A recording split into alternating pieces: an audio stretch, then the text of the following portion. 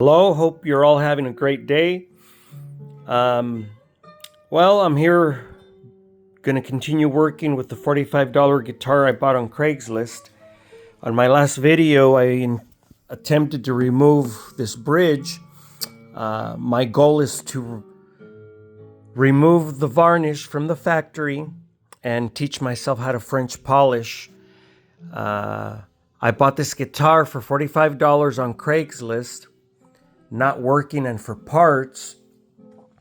And after a lot of investigating, it turns out that this guitar is a Fender Gemini 1 made in Japan, the solid spruce top, and the sides and back are either mahogany, or rosewood. I can't really tell. Either way, I'm really happy that the top is solid wood because I'm going to remove the varnish and teach myself how to French polish. I'm also going to replace the tuning machines. These are no good. I tightened these up with the screw as much as I could. This one kind of held, but these are loose again.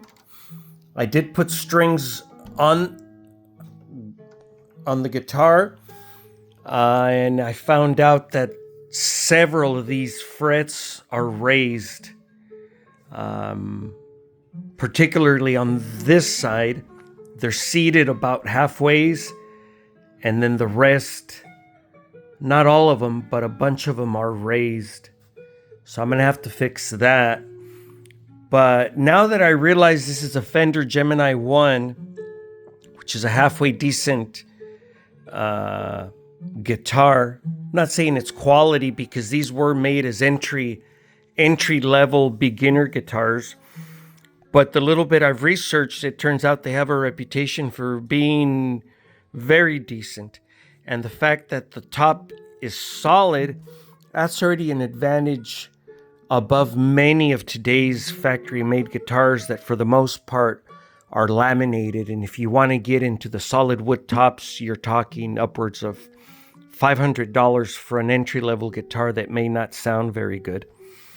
I also, with my ignorance and the little bit that I've learned on YouTube, I found out that a lot of what has to do with the quality of sound is the tonal length.